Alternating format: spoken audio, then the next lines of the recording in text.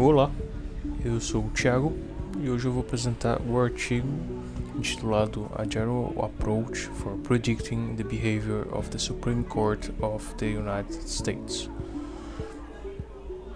Tanto o código como os dados são disponibilizados no GitHub e no site da Suprema Corte dos Estados Unidos. Os autores são da Chicago Kent College of Law, do Codex, do South Texas College of Law, Houston. Mas do que se trata o artigo, afinal das contas? Basicamente, ele propõe um modelo para a previsão do resultado dos julgamentos e o voto dos ministros na Suprema Corte dos Estados Unidos, também é chamada de SCOTUS, na sigla em inglês. Basicamente, eles vão tentar responder duas perguntas de pesquisa. A primeira é que será que a corte manterá ou mudará o status quo de um julgamento? Em geral, as decisões na Suprema Corte, elas são recursos de tribunais inferiores. Então, ou a Suprema Corte ela pode ou manter ou mudar a decisão anterior. E também em relação ao ministro. Será que o ministro ele vai votar a favor ou vai mudar a posição em relação à corte inferior? O artigo tem alguns objetivos. O primeiro deles é a generalização, de tal forma que o modelo seja capaz de fazer predições em qualquer situação. Consistência, que o modelo ele seja capaz de ter mais ou menos a mesma performance ao longo de vários anos. E aplicabilidade fora da amostra, porque a Suprema Corte ela está eventualmente sendo mudada, sejam juízes, sejam as leis e assim por diante. Os dados eles são dados abertos da Suprema Corte. Essa base ela é mantida e corrigida continuamente e ela abrange quase 2 séculos de dados. E por fim contém 240 features. Em relação à preparação de dados, o artigo ele faz diversas operações. A primeira delas é muito comum, que é o one-hot encoding para variáveis categóricas.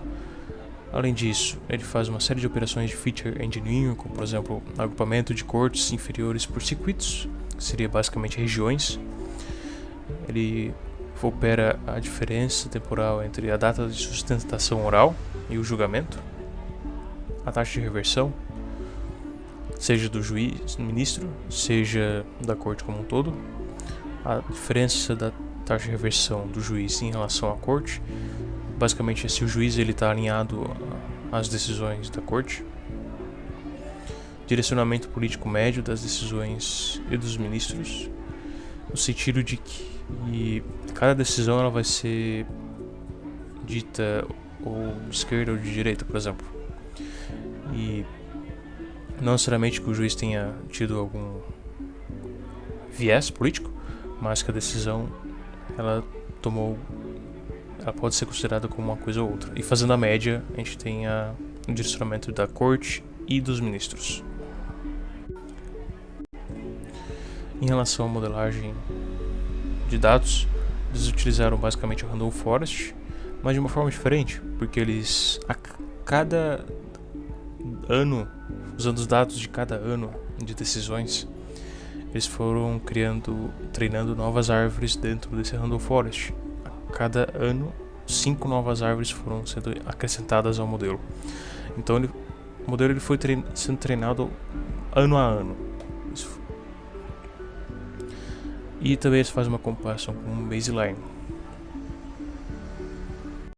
Em termos de resultado, na predição do voto do ministro, o gráfico ele mostra a evolução da acurácia conforme os anos e a tabela mostra precisão, recall e F1 score de forma geral para cada classe e a média. Já em relação à predição do resultado do julgamento, a mesma coisa. O gráfico da esquerda mostra a acurácia ao longo dos anos e a performance média é mostrada na tabela. percebe-se que são bons resultados. Aqui temos a comparação com o baseline, que eles chamam de m igual a 10. Basicamente o baseline ele vai tomar como predição a decisão mais frequente nos últimos 10 anos. Ou seja, ele vai, se a maioria das decisões foram manter, ele simplesmente vai dizer manter e assim por diante. E assim compara com o modelo que eles propuseram. Eles propuseram um outro baseline, que o m é igual ao infinito, ou seja, é a decisão mais frequente ao longo de toda a história, e é feita a mesma comparação. E o último baseline é simplesmente dizer que a corte sempre altera a decisão de cortes inferiores.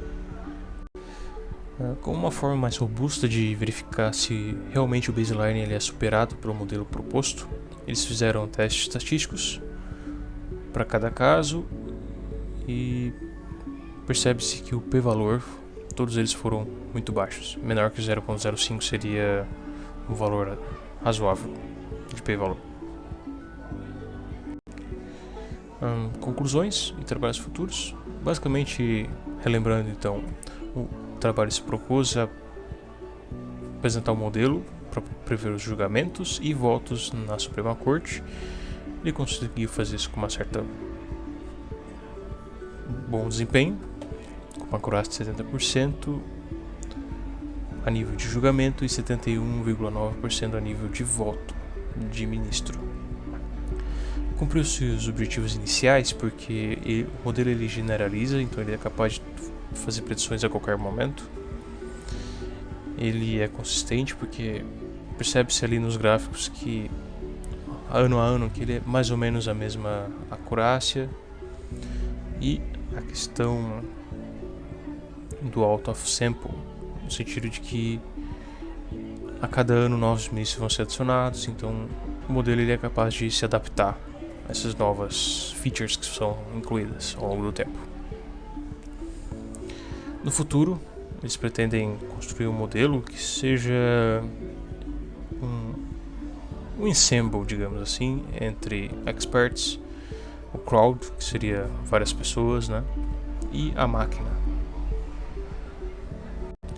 Muito obrigado pela atenção. Estou aberto a perguntas agora.